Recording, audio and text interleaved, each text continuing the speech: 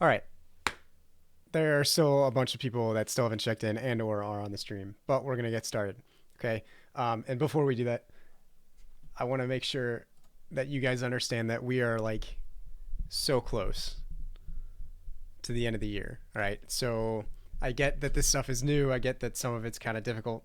Um, but just hold on because we've got like maybe a week or two of classes left after this week. Okay. So I'm positive that you can do it. I'm kind of in the same boat, but just tough out this last couple weeks. Okay. Today, I want to quickly go over the law of sines. I'm not going to take too many questions over it because this is actually due on Monday, and even before that, I think it was assigned last week, so we should be okay with it. If you are not, I'll be available on Teams after this. So if you have questions over that, save it for then. Okay, it's okay if you do, but uh, we will go over that a little bit later. All right. Then I'm going to introduce the law of cosines. We will do two examples, one of SAS and one of SSS, which I will explain what that means here when we get there. And after that, I will do more about. I'll do more examples based on the questions that you have. Are you talking about R11? Yes. Yeah, that R11 was assigned last week. So we should be okay with it. So one example SAS, one example SSS, and then any other examples that you guys want to see. Now, when we finish the lecture, or if we're like, I want to give you guys about 30 minutes to start with me there here to help you. So depending on how much time, we will do more examples after those two, um, or not. It's up to you. Okay, or it's up to how fast kind of we move through this.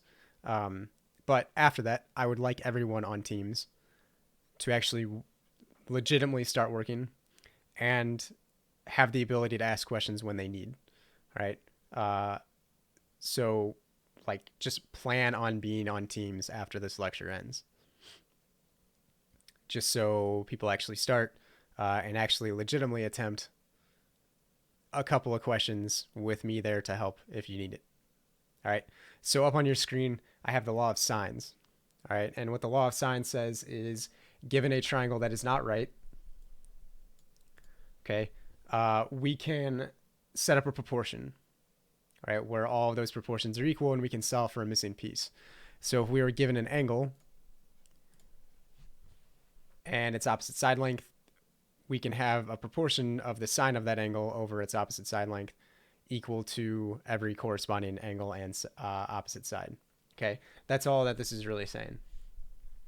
And we should be really good at solving proportions right now. We've been doing it really since the beginning of the semester. So we should be okay with all that stuff. Now, sometimes it requires inverse trig. Sometimes we're just solving for a denominator. And we got to know what to do when we get there. But overall, it's that stuff, that part is kind of algebra. All right, setting this up is the real trig. Um, we're going to kind of stay on that theme. All right, so before we did law of sines, we were doing everything with right triangles, right? So we were doing the Pythagorean theorem, we were doing SOHCAHTOA, we were doing a little bit of inverse trig. And now with the law of sines, we're solving triangles that are not right triangles, okay? And we're going to stay on that path, okay? So where we did the law of sines, today we're going to do the law of cosines.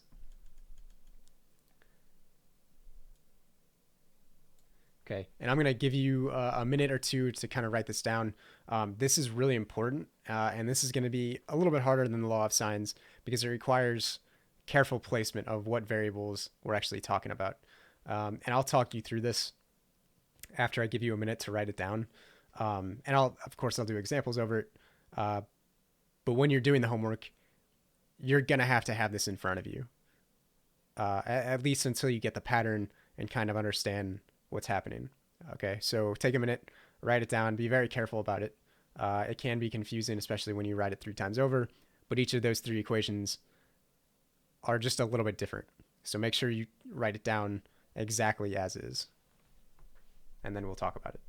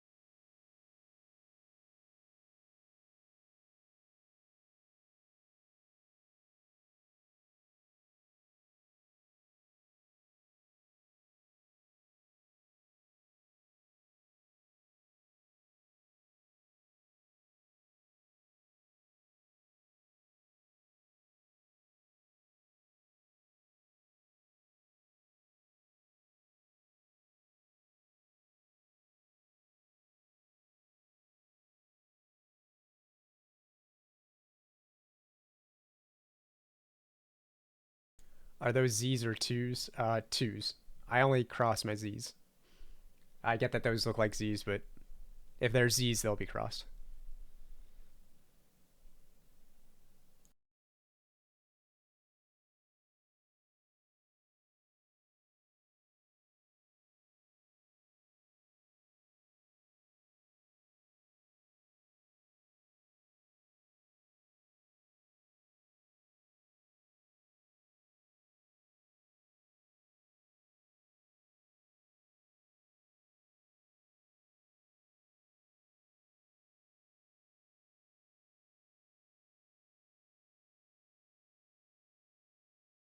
Okay, if you haven't necessarily written down every single thing, that's okay. This is going to be copy and pasted over the next two examples.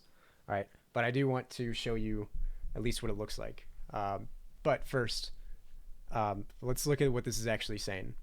All right, so in each equation, I want you to notice that where you have an angle, whenever you use an angle, that angle's opposite side is always going to be on the left-hand side. Okay, the other two sides are going to be used to add them together and to be multiplied by that cosine. Okay, so no matter what angle you're dealing with, that angle kind of determines the placement of the other variables. Right, so where you see the angle C, you see its opposite side on the left, and then the other two sides being squared and then being multiplied. Okay, so that's kind of the pattern we're trying to get to. And you probably noticed that a little bit when you were writing it down, which is kind of why I find it important. And we'll go over that pattern a couple times, but just so you see it kind of before we start in any example. All right. So the first example I want to do involves two sides and the interior angle. Okay, so again, I'll give you a second to kind of write down the triangle, and then we'll go through it together. And if you need those equations still, they're up on the top right.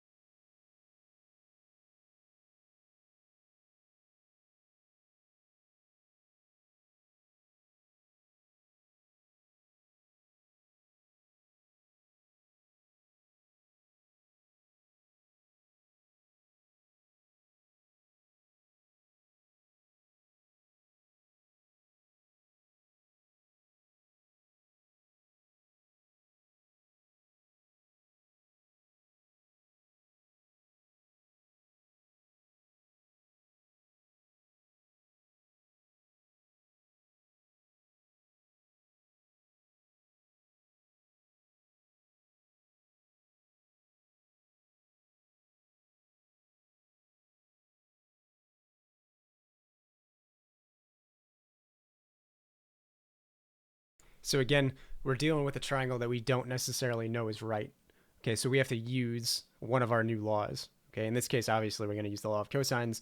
But no matter what, the first thing that we do in any of these examples or problems is to define what we have and define what we need.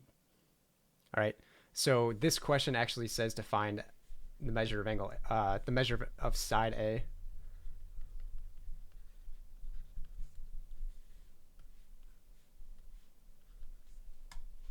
I wanted to keep that colored.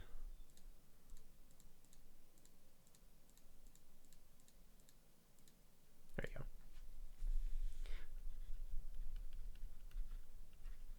Okay, so let's label first what we have. So the angle we have is angle A. And I'm going to color code this kind of so you can see what's really happening. All right, this side opposite that angle is side A, which is what we're going to be trying to find. Then we have an angle B, but we don't actually have that angle. We have its opposite side.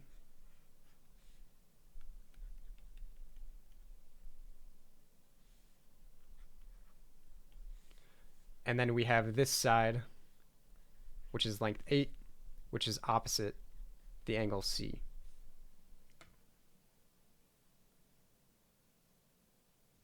All right, so if I explicitly kind of say what we have, angle A is equal to 60 degrees, side B is equal to 10, side C is equal to 8, and we're trying to find side A.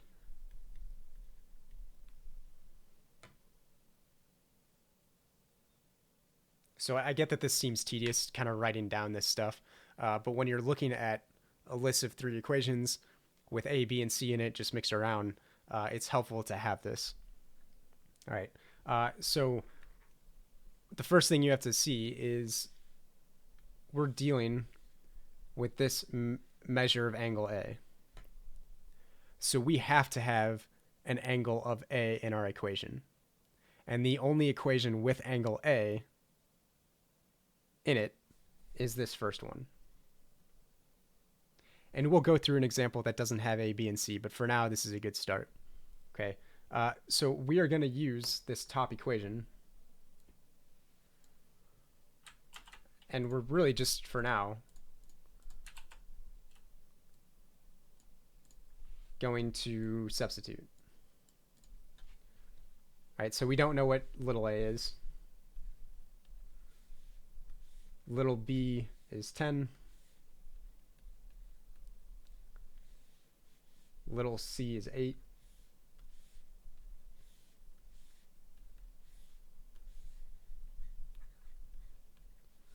And then we have minus 2 b times c, so 10 times 8.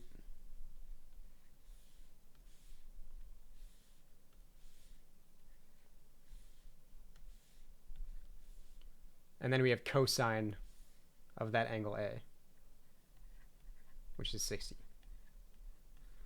Okay, so I want to pause there for a second. Are there any questions about how I set that up?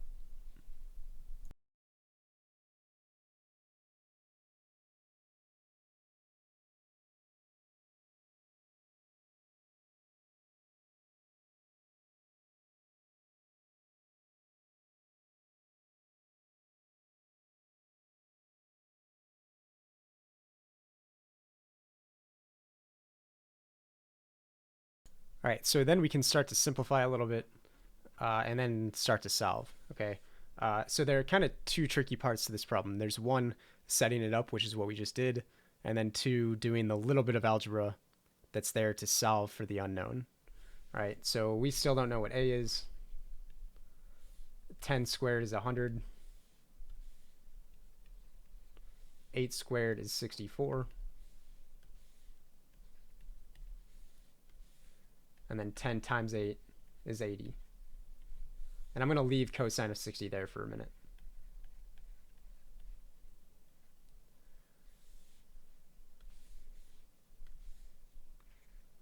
(100 plus 64 is 164. And then negative 2 times 80 is negative 160.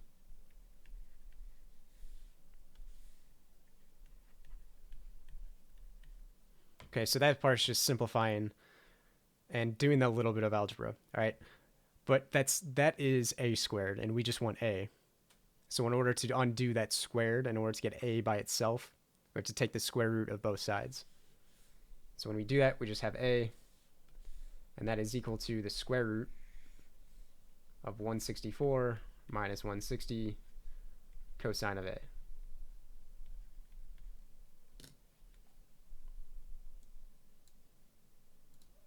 So again, I'll stop there for a second. Are there any questions about how I got to that?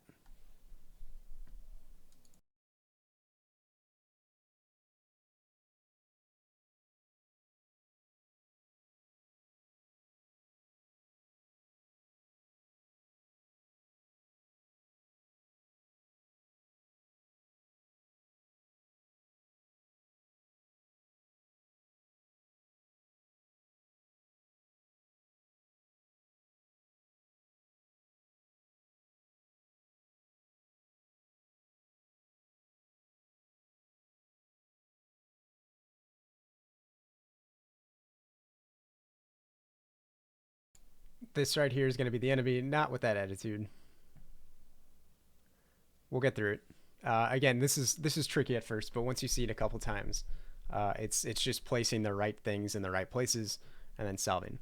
Okay, But once we get this a part, then we plug all that into a calculator and get an answer.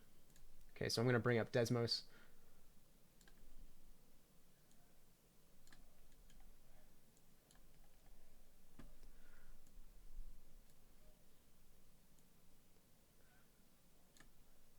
Okay, now I'll walk you through a TI-84 or TI-83 here in a second. But on Desmos, the first thing that we need to do is make sure that our mode is in degrees. So on the top right-hand corner of Desmos, there's a wrench icon. Click it, and then hit degrees. And yes, that should be cosine of 60.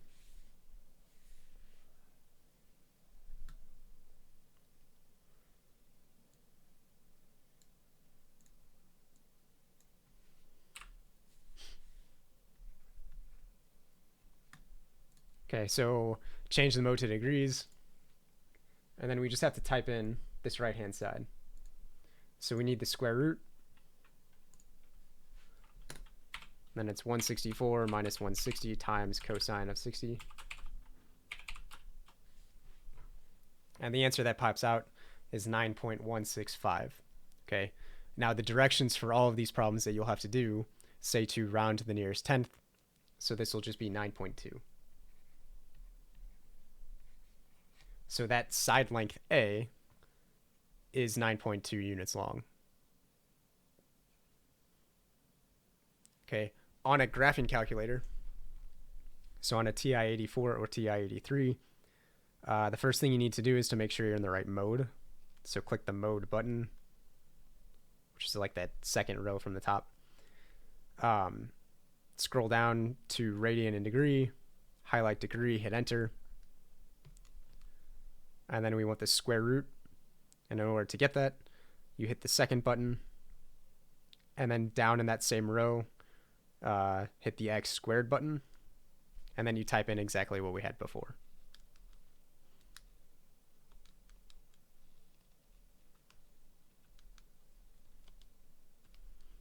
And you get the same answer. So questions on the setup, questions on the calculator, or anything on this example?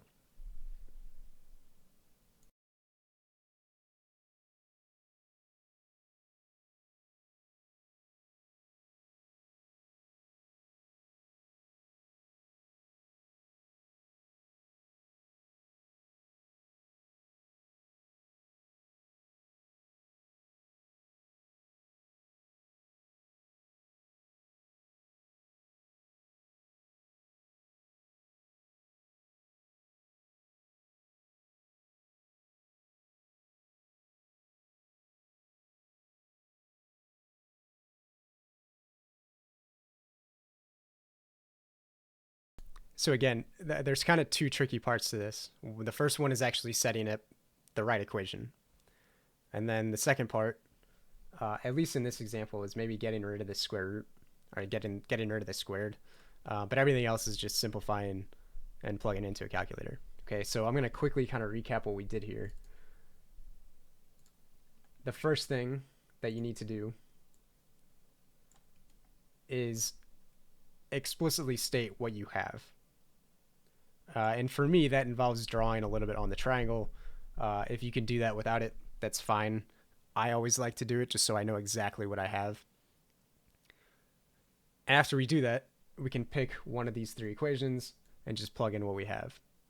How can you tell which one it is if it's W instead of A, B, or C? We're actually going to get to that here in a second. Okay, so hold tight on that. That will have to do with what angle we're actually using. Okay. So after we set up that example, or after we set up that equation, we substitute in what we have and what we don't. And then we do a little bit of algebra and simplify, and then we get an answer. Now, you won't have to deal with like rationalizing or actually simplifying square roots in this case. The examples on your homework all say to round to the nearest tenth. Okay, so if you're worried about dealing with those square roots or dealing with the rationalizing fractions, well, don't worry about that right now. It's something we should be comfortable with doing, but it's not going to have any effect on this homework. Okay, so the next example I want to go over, instead of two sides and the interior angle, we're going to go over all three sides. Okay, and in this case, if you can see on the triangle, there's no ABC this time. All right, so we have to be very careful about what we're doing. So I'll give you a second to kind of copy down this triangle, and then we'll start to talk about it.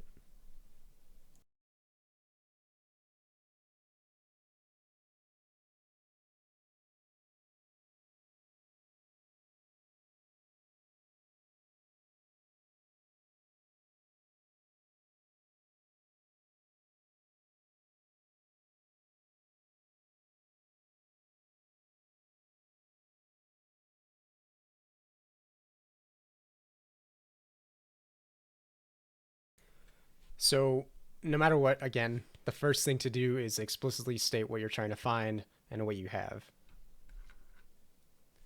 All right, so we're trying to find this angle R. So let's start there. All right, so this is our angle. This is what we're trying to find. Its opposite side length is 23, which we're going to rename little r.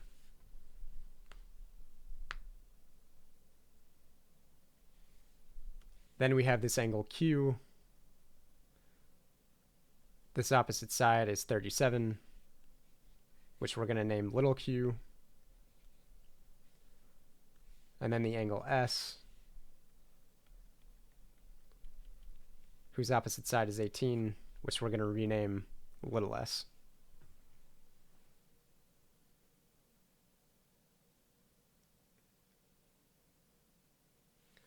So then we state exactly what we have. So we have side Q, we have side R, and we have side S. And we are trying to find the measure of angle R.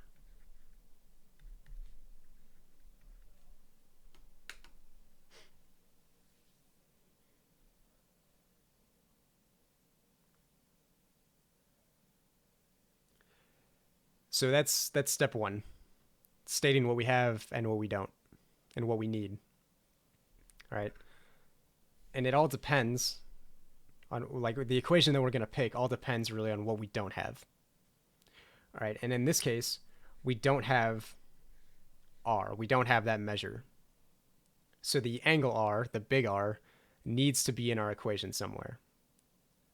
But if you could tell, these equations only deal with A, B, and C. But they have a pattern to them. All right, so we need R to be, the angle R to be in our equation. And the only place you ever see an angle in these equations is when it's in a cosine. So we have to have the cosine of R in our equation. So you start there. And when you have that angle in your equation, you know that the left-hand side of the equation has to have that opposite side length.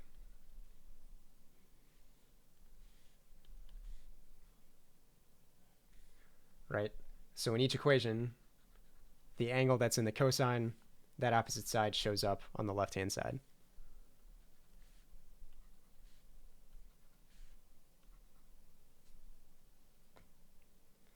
Then we just have the other two sides, all right? And those go in the place of those other two positions, right? So we would take q cubed, or q squared,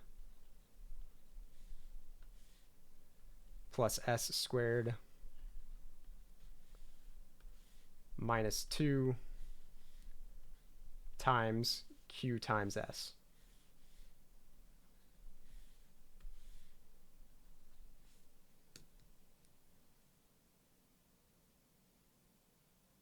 So I want to pause there because this is kind of the trickier part of this equation. Are there any questions about how I set that up?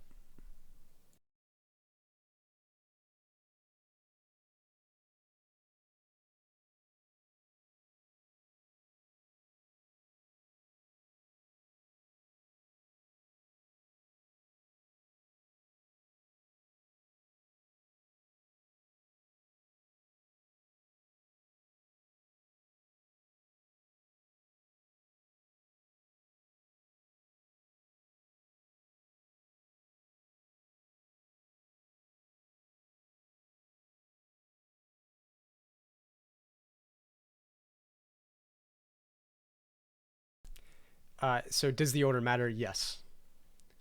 Um, and it matters for the angle and its opposite side. Everything else is kind of up in the air. So we could, right? We could switch around s squared and q squared, and that'd be fine. Okay, but the order that does matter is where this r goes and where this r goes. I like to keep it, since I wrote it blue-red, I'm going to keep it blue-red.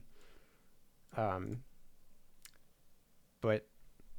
the order is only important with the angle and its opposite side. So then from here, wait, how did you know what equation to use? Again, what we're trying to find is the angle r. So the angle r has to be in our equation. So we started there. So cosine of r has to be in our equation.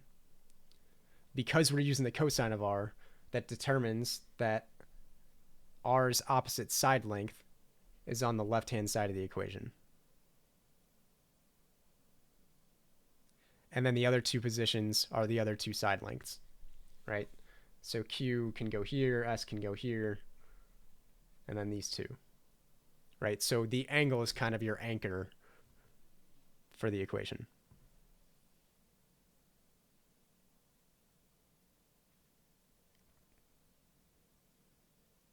All right, so then we can substitute in what we know. So we know r is 23.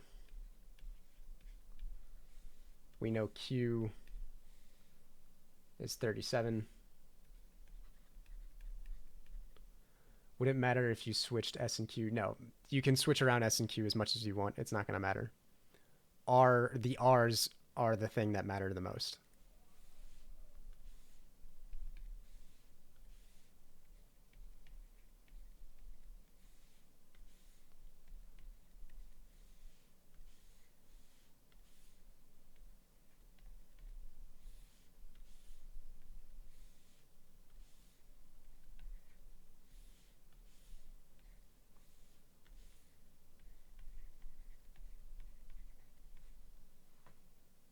Okay, so when we replace everything, when we substitute everything, we get this new equation.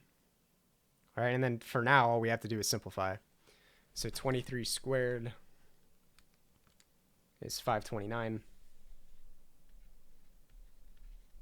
37 squared is 1369. 18 squared is 324.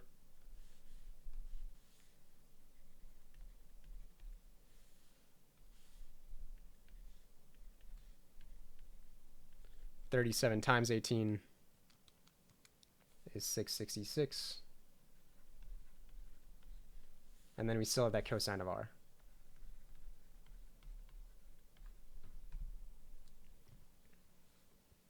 So I'm gonna simplify one more time.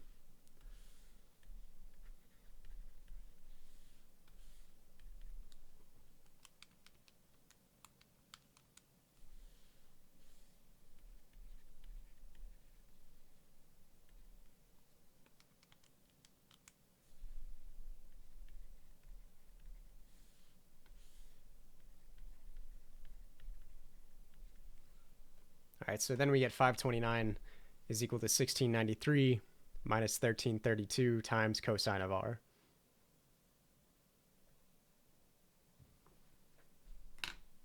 So now we have to do a little bit of algebra in order to solve first for the cosine of r and then for r itself. Okay, so we have to get this cosine of r by itself. In order to do that, we have to subtract 1693 from both sides. And when we do that, we get negative 1164 on the left is equal to negative 1332 times the cosine of r on the right.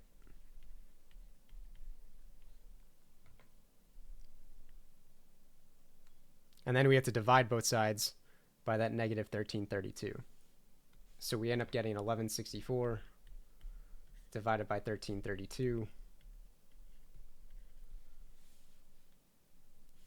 is equal to the cosine of r.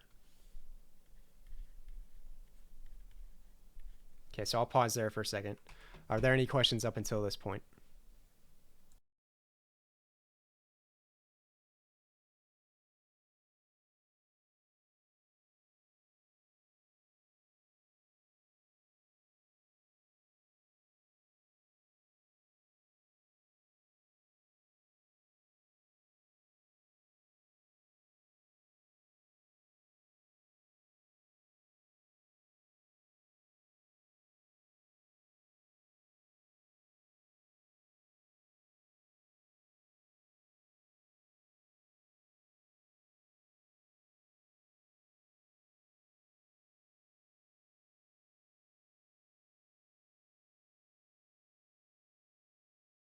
How did you do the last step again? So these two, we have negative 1164 on the left. We have negative 1332 times cosine of r on the right. We're trying to get that green part by itself. In order to do that, because we're multiplying, we have to divide by negative 1332. Right, so that part is really just algebra. So if you want to look at that green part as like an x or something, we're trying to solve for that green part.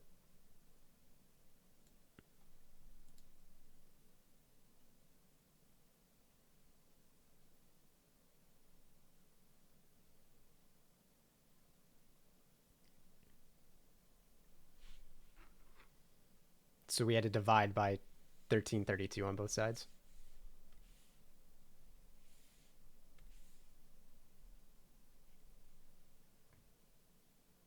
Okay, so now we have what the cosine of r is equal to, which is great, but we just want r by itself.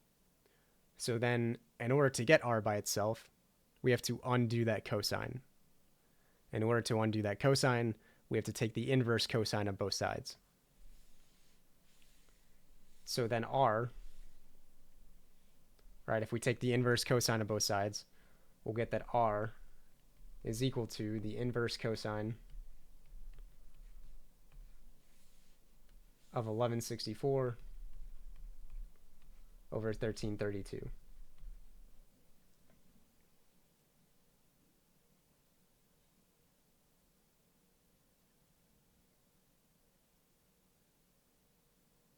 Right, because inverse cosine cancels out the cosine. And then because we do it on one side, we have to do it on the other. My guess is that if you get confused,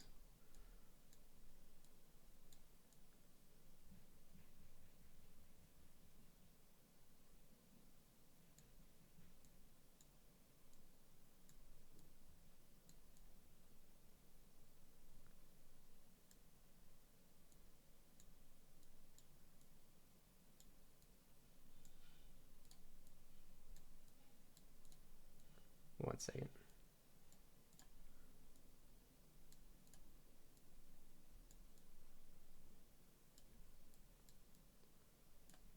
That's what probably people were expecting.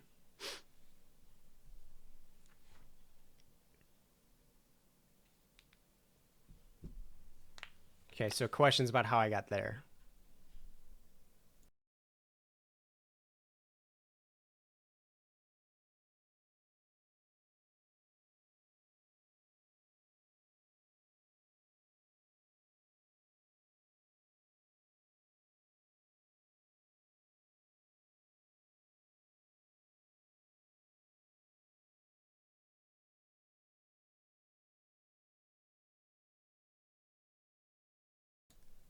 So now we need to get a number.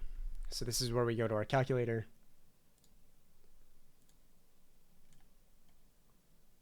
And type in what we got right here. Okay. So again, we would need to make sure we're in the right mode. So we need to be in the degree mode. So we want the inverse cosine of 1164 divided by 1332 to get 29.088. Now again, this problem would say to round to the nearest tenth. So r then is really equal to 29.1 degrees.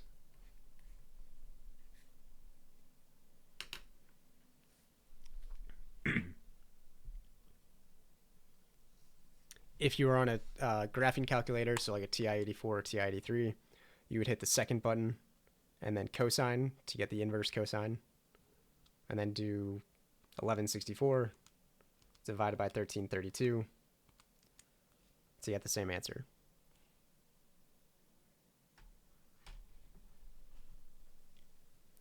So questions about this example?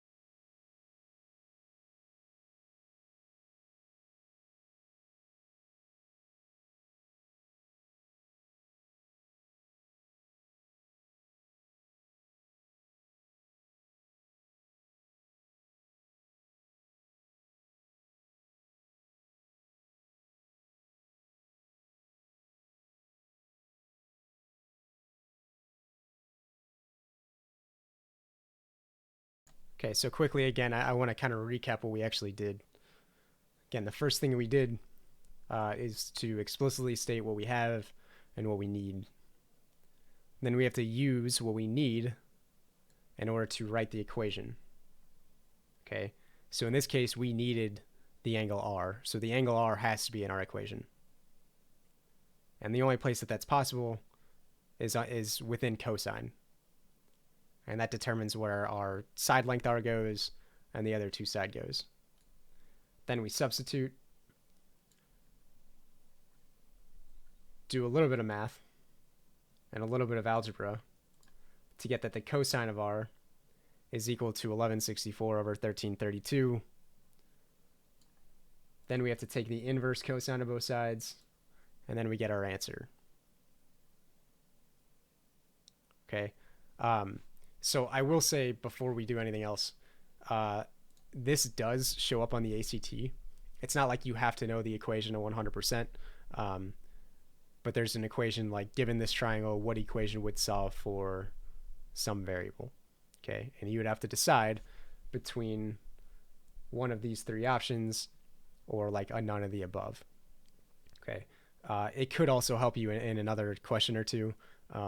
So this stuff that we just did, as well as like the law of sines, like that's easily worth 2 or 3 points in the ACT. And then besides that, like trig in general is probably worth like a good 5, 6, 7, 8 points, depending on the ACT. How is this so much work with one problem? It's really not. I am showing you every single step. Okay. It's more like this probably seemed like it took really long because I'm pausing in between each one and letting you guys ask questions about it. It really doesn't take that long. Okay, it will take you a minute or two, especially when you're just starting to go. But if you have these three equations up and you kind of understand the pattern of how they work, it starts to take less and less time. And on your homework, it takes way less time if you actually take your time setting up the first initial steps. Okay, so with that being said, your homework is R12. It's over this stuff. And I will say this now, please take your time. If you do not take your time, it will tear you apart. Okay, you shouldn't have that problem because you're going to be forced to take your time because you're going to be looking at these equations all the time. But please don't just rush into it. Okay, I do want to give you about 30 minutes to work while I'm there. So I'm done with examples. So what I would like you to do is to go to Teams, and then as soon as I start a meeting, join it and start working. If you're there for 10, 15 minutes, that's fine. But I do want you to get a couple of questions correct first. Can we go to 80 instead of 100 since it's Justin's birthday? No. We're going to go to 100. Okay. But I want you to get the first couple of problems right while I'm there. So if you have any questions beyond that, you can ask right then and there. All right. So I'm going to leave this open for another minute if you have any other general questions. And then the next 2 to 3 minutes, I'll start a meeting on Teams.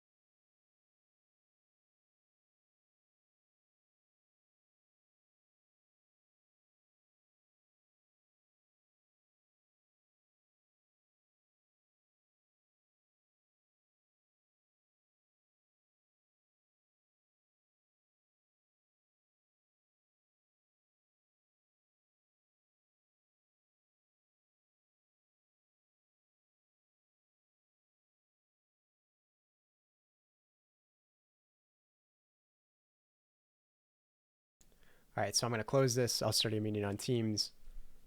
And that's where you're going to start working.